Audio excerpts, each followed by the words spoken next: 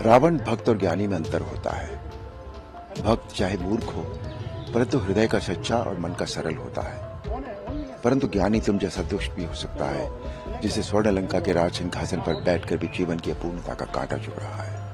पता नहीं आप किसको बाहरी कहते हैं, मुझे नहीं तो वो इनकी उन लोगों की बात समझ में ही नहीं आई। अब यहाँ के कितने ही लोग हैं, सब बृहद लोग हैं जो जिनके बच्चे यहाँ से 10th करके अमेरिका चले जाते हैं, फिर वो वहीं रह जाते हैं, वहां से नहीं आते, तो क्या वो बाहरी हो जाते हैं?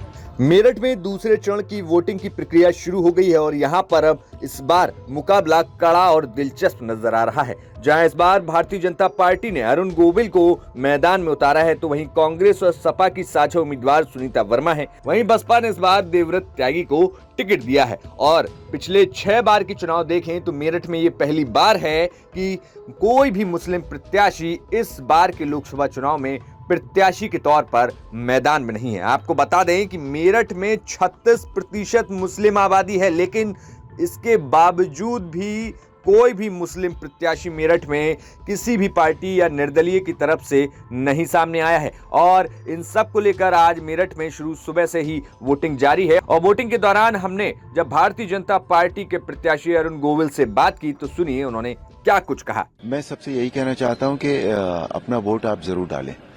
जो वोटिंग परसेंटेज है वो हमेशा ज्यादा होना चाहिए, बिल्कुल, क्योंकि ये हमारा कर्तव्य है देश के प्रति, हमारा अधिकार है हमारे प्रति, तो हमें अपने वोट का प्रयोग जरूर करना चाहिए, मताधिकार का प्रयोग होना चाहिए, सब लोगों को वोट डालना चाहिए। पहले चरण का मतदान कम हुआ। हाँ जी, मैं इसीलिए कह रहा हूँ कि अपना वोट हमें जरूर डालना चाहिए, हम सबको डालना चाहिए। और मोदी जी का नारा है 400 पार, इस पर क्या कहना चाहिए? नहीं, जरूर पार होगा, उम्मीदें हैं? बिल्कुल पूरी उम्मीद है, व्हाई नॉट। अच्छा, आपको सब कह रहे हैं कि आप बाहरी आए हो यहाँ पर, जो एनडीए वाले। पता नहीं आप किसको बाहरी कहते हैं, मुझे नहीं तो वो इनकी उन लोगों की बात समझ में ही नहीं आई।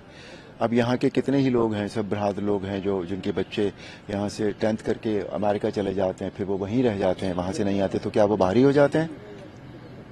उन बच्चों को वो बाहरी नहीं कहते। मैं यहाँ पैदा हुआ, मैं यहाँ पला बड़ा, मेरी परवरिश यहाँ हुई, मैंने स्टडीज यहाँ से की, तो मैं बाहरी कैसे हो गया मुझे समझ में नहीं आता ये बात। आप हर जगह जाते हो, कुछ ना कुछ बोलते जरूर हो, रावण पे या राम जी पे। जी जी जी, कुछ बोलो। हाँ, लोगों का मन करता है कि मैं कुछ बोलूं। कुछ बोल के सुना दो हमारी आम जनता के लिए।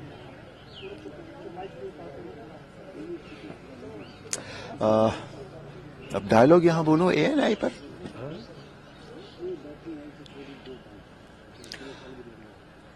श्री राम ने रावण से कहा था, रावण भक्त और ज्ञानी में अंतर होता है।